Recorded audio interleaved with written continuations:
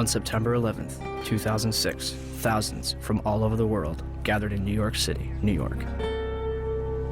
They wore black shirts, reading Investigate 9/11, and held banners that read, "Ask questions, demand answers."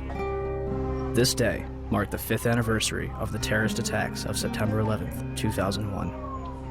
Although the 9/11 Commission report had been published over 2 years prior, many Americans and citizens worldwide remained convinced that the truth was being withheld from the public.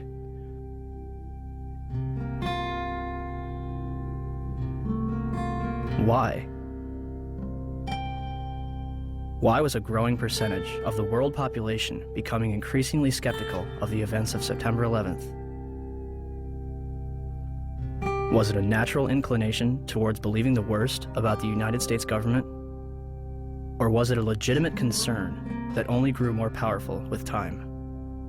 The 9/11 Truth Movement includes academics, engineers, physicists, firefighters, intelligence officials, and some of the very people whose lives have been shattered since September 11th.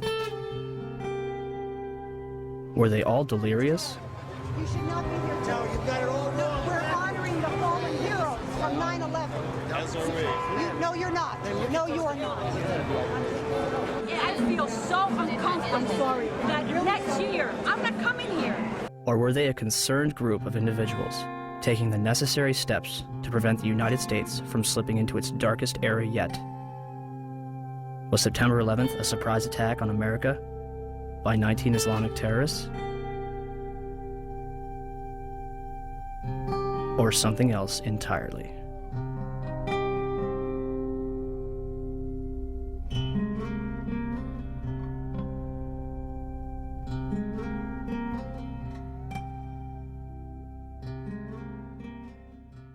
George Bush has spent an uncomfortable day with his people trying to explain away why he failed to pass on warnings the White House had received before September the 11th that terrorists were planning to hijack American aircraft. What happened that day has cast a shadow over just about every area of American life. Now one of the country's best-known journalists has said that the American response to the so-called war on terrorism has created a climate of effective censorship in a land claiming to be the home of free speech. There's never been an American war, small or large, in which access has been so limited as this one. The belief runs so strong in both the political and military leadership that those who control the images will control public opinion. Does it suggest that there was somebody on the inside? He kind of compared it to the Godfather story, you know, where the gun was placed in the men's room. There is also a possibility this could be some kind of inside job. May it have been an inside job? Might these people have gotten help from the inside? I was speculating about that along with others early this morning, but now there's a lot more evidence that suggests it's almost certainly the case. It's an obscene comparison. I'm not sure I like it, but you know, there was a time in South Africa that people would put flaming tires around people's necks if they dissented. The fear is that you'll be necklaced here. You'll have a flaming tire of lack of patriotism put around your neck. Now, it's that fear that keeps journalists from asking the toughest of the tough questions and to continue to bore in on the tough questions so often. People let us stay out of our business. A country that hides something is a country that is afraid of getting caught. And in particular, this Bush administration, who is as tight with Saudi Arabia as you can get. I know the right question, but you know what? This is not exactly the right time to ask it. The president's father used to stay with the bin Laden family when he would go to Saudi Arabia. It starts with a feeling of patriotism within oneself. In the past, though, the FBI has sometimes made problems worse by ignoring or denying them. FBI management intentionally and repeatedly thwarted and obstructed my attempts to launch a more comprehensive investigation to identify and to neutralize terrorists. They realize what an entertainment-oriented society ours has become.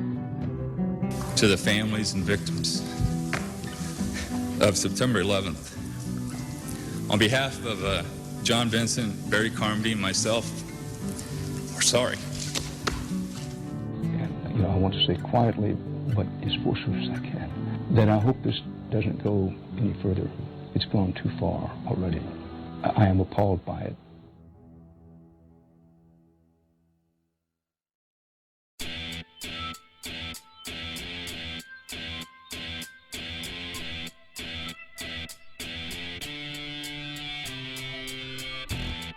On September 13th, the United States government declares that it has overwhelming evidence that bin Laden is responsible for the attacks. The Taliban offers to hand over Osama bin Laden if the United States can provide evidence. Our position in this regard is that if America have evidence and proofs, they should produce it, and we are ready for the trial of Osama bin Laden in the light of evidence. Are you willing to hand Osama bin Laden to the United States or no? No. Without evidence, no. September 23rd, 2001. States. The Secretary of State said the administration would soon be able to document its case in public against the Al-Qaeda network and Osama bin Laden. And I think it'll be persuasive. By the next day, the White House was already backpedaling. But is there any plan to present public evidence so that, the average citizen, not just Americans, but people all over the world, can understand the case against bin Laden? Well, I think as Secretary Powell said, there's hope to do that and to do so in a timely fashion over some course of time. But I think the American people also understand that there are going to be times when that information cannot immediately be forthcoming, and the American people seem to be accepting of that. It seems as though you're asking everyone to trust you. This information has yet to be provided to the public. Instead of taking credit, bin Laden denies involvement in the attacks 3 times. December 13th, the Department of Defense releases a videotape allegedly discovered in a house in Jalalabad, Afghanistan. Osama bin Laden describes the attacks along with Khaled al-Harbi. American mainstream media and even President Bush would portray this videotape as absolute proof of his guilt. International establishments question the authenticity of the tape. December 26th, 2001. A Taliban official claims that he has attended the funeral of Osama bin Laden. The next day, a video believed to be recorded on November 19th is broadcast, in which bin Laden praises the attack, but takes no responsibility. The next bin Laden video would not appear until October 29th, 2004, days before the presidential election. The video is described as the clearest claim of responsibility for 9/11.